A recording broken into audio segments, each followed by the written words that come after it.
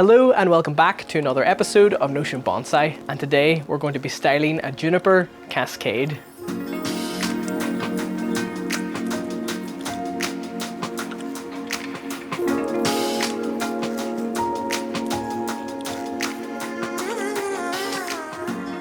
So this is the juniper that we're going to be working on here today, and you may recognize this tree from a video I released earlier in the year. We worked on this tree a little bit. We give it a repot from an ordinary garden center flower pot to this raised up plastic training pot, and by also repotting it, we were also able to get this tree into some nice fresh aerated bonsai soil, and this soil is able to provide lots of oxygen to the roots a lot quicker than having it in straight compost would. And as you can see already, the foliage on this tree has so much more health and vigor to it. The tree's pushed out a lot of new growth, and I can even see under the foliage there is some juniper berries growing. These ones here haven't quite finished ripening yet, but in this other one over here I can see a little bluish color juniper berry, and I would advise, if you do see berries growing on your junipers, just to pluck them off, as they can take energy from the tree that would probably be better put into growing more foliage. This tree hasn't been styled at all yet, so today's the day we give it a first styling. And the tools that we'll be using in this video today are some twig cutters, branch cutters, wire cutters, a nylon brush, and a wire brush, and finally some gin pliers.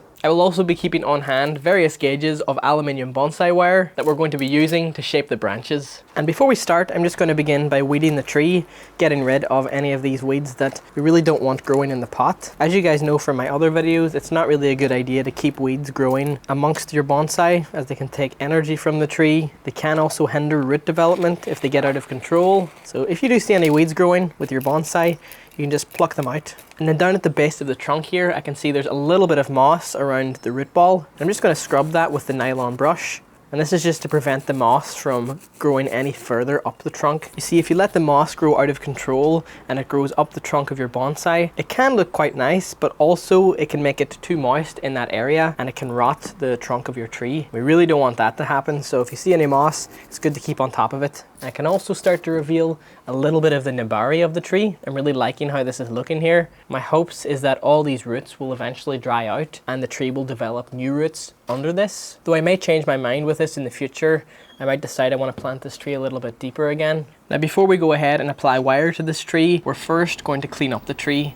And there's 4 main types of things on the tree that I'm going to remove as I go through the tree and clean it up. There's dead branches, crossing branches, weak growth, and crotch growth. And by removing these 4 things, it can make wiring so much easier as we go to apply it onto the branches. So these brown parts underneath these branches here, they're dead, so I can cut them off. And these usually die off if there's no light getting to them areas. This branch here is quite weak, so I'm going to get rid of that. Here's a good example of crotch growth. This is growth growing in between the elbow of 2 branches. You definitely want to remove that. You see, if that had been left to grow in this area and the branch was left to elongate, you would get a swelling in this area known as inverse taper, and it really doesn't look pleasant, as it can ruin the nice tapering trunk line of the bonsai. Here's another good example of some crotch growth. The main branch of the tree comes down this way, and then this little side branch comes out here, and the crotch growth is right in between. And as we remove all of these unnecessary branches, that means the tree isn't pushing energy towards these branches that ultimately aren't going to make it into the final design of the tree. Whenever you get rid of all of them, the tree is then going to redirect its energy to all of the nice healthy branches and all the branches that you think is going to work when developing pads to the tree. And by doing this, we're essentially telling the tree the most efficient way to grow. As we thin out the tree, light can reach all of the inner branches and the tree will then thrive. I'm not going to explain every single branch that I prune on the tree. I'm going to time lapse past this part where we clean up the foliage.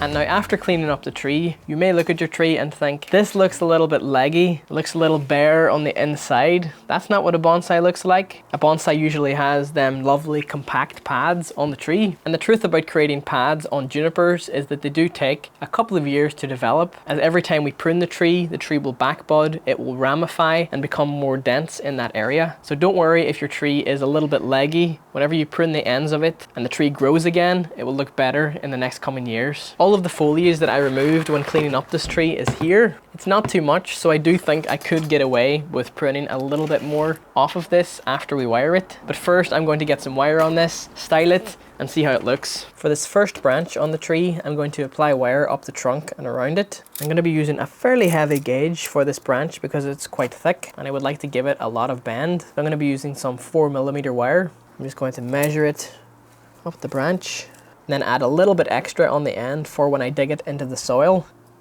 So I'm just stabbing it into the soil here. That's anchored pretty nicely. Then I'm going to come around the trunk. If you're new to wiring and you're using thicker gauges of wire, you really want to take your time with this, as thicker gauges of wire can be a little bit trickier to use than thinner gauges. And then over time, you do get a little bit more experience with them. And as you get to the end of the wiring here, I like to grab the gin pliers and wrap that around to finish it off. And that way you don't waste any wire by cutting it off. And I think today I am going to wire every single branch on the tree. That way I can position everything where I want it to be. Here at the top where the branch splits, I think this is a really good area to show you the 2-branch principle. And this is a technique that we use in bonsai when wiring 2 branches. When wiring a branch on the tree, you always want the wire to be anchored to something else. And in most cases, it's anchored to another branch. And essentially what we do is we wire 2 branches together with 1 piece of wire. And because this is a relatively thin branch, I'm going to use a thin piece of wire. And a good way to test whether or not the wire is thick enough to hold the branch is if you take the wire and hold it about 5 centimeters from the end and push the wire against the branch. If the wire bends like it has here, then that wire isn't strong enough to wire that branch. On the other hand, if I take a slightly thicker gauge of wire, again holding it 5 centimeters from the end and pushing it against the branch, now you can see when I push it, the branch moves and not the wire. So this gauge will be perfect to wire these branches. So I'm just measuring it here along the length of both branches, leaving a little bit extra for the junction in the middle. And then to begin wiring, what I like to do is take the wire and place it right at the elbow of the branches. Make sure you leave enough wire on one end to go up the branch. Then holding it at the elbow with your thumb, you go around the branch. And I find this is the easiest way to start wiring. Holding it here with your thumb is really important. Then once I have it a little bit around that branch, I will go then around this branch like this, fairly tight. And now that wire is anchored. And essentially with this principle, we're going to now apply wire to every single branch across the whole tree so we can manipulate them as we like.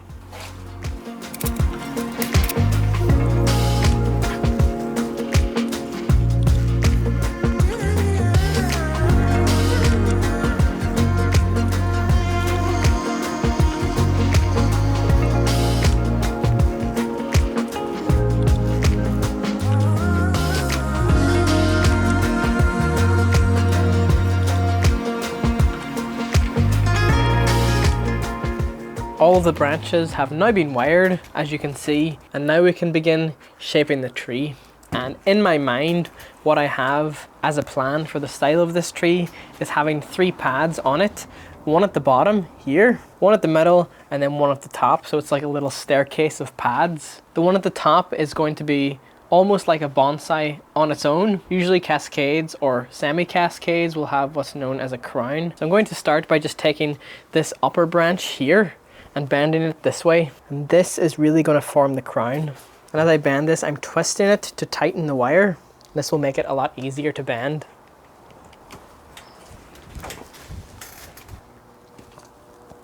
And I really want to put all of this on this side of the planting and develop it to grow that way so that the cascade part is separate from the top. And then perhaps in the future, if we get more branches growing here like this one, we can then begin to blend the 2 sections together. I could whip this branch around here. I think we may have enough here to do it. This one here could be the joining branch between the cascade and the crown.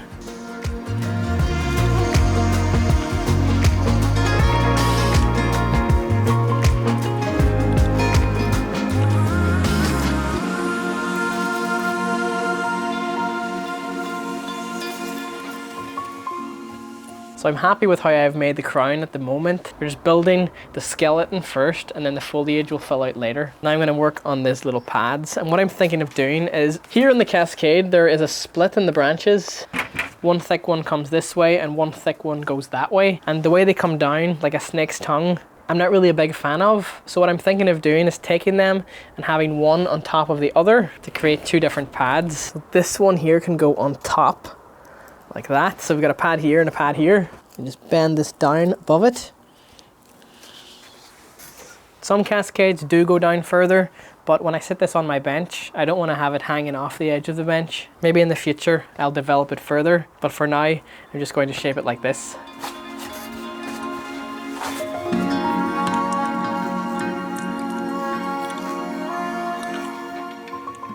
So I'm pretty happy with how these pads are looking. We've got one here, one here. I may remove these branches in the future. Got the crown up here, and I think as it is now, it looks like the beginning of a really nice cascade. I'm just going to remove any dangling growth, anything that's growing on the underside of all of the branches. That way all the vigor will go to all the top growth that's getting light.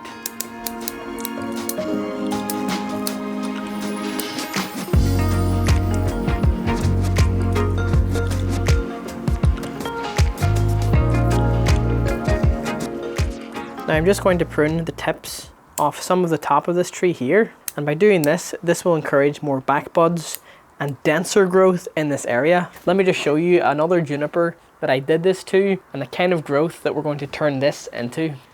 So as you can see here, this is another little blue star juniper, and this clump of growth that you can see on the top here, it is quite dense. And this is a result of pruning this tree back hard every year. And with each prune, it just gets better and better looking. So this kind of compact growth is what's going to be on the cascade eventually. And this is an air layering at the moment. And as I can see, the roots almost filled the bag. So I will be severing this from the parent tree pretty soon. Anyways, back to the cascade. So you can see here on the ends of the juniper, all I'm doing is going along and pruning off the tips like that. And this is what will really encourage that dense growth on the tree. And you can see right here why the tree is also known as a blue star juniper, as this part here looks like a little blue star. So I'm going along the tree and just creating blue stars all over it. And remember to keep lots of growth on the branch so that it stays alive. So this little handful of foliage that I got here is all I have removed from the top of this tree. It's about half of the amount of growing tips on the top. And as a general rule with junipers, you don't want to remove every single growing tip on the tree. You can, but it can take the tree then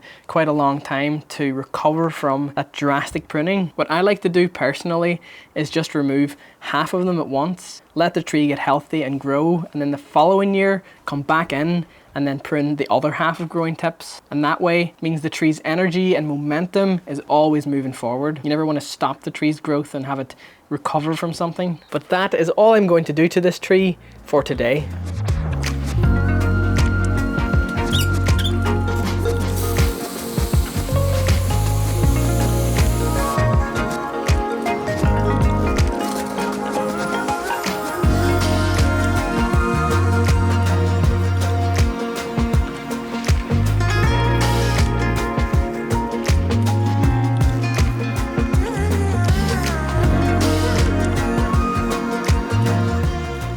And on that, I'm going to end off this video right here. If you enjoyed, please be sure to leave a like down below. It really helps out the channel a lot with the YouTube algorithm. And please let me know what you thought of this video down in the comments below. Perhaps you would do something differently. I'm always open to new and different ideas in bonsai. If you would like to support me and the things that I do on this channel, hit the thanks button down below. And if you would like to stay updated on all the things that I do off camera, please follow me on Instagram. It's @NotionBonsai, and you'll be able to see all the things that I do on there.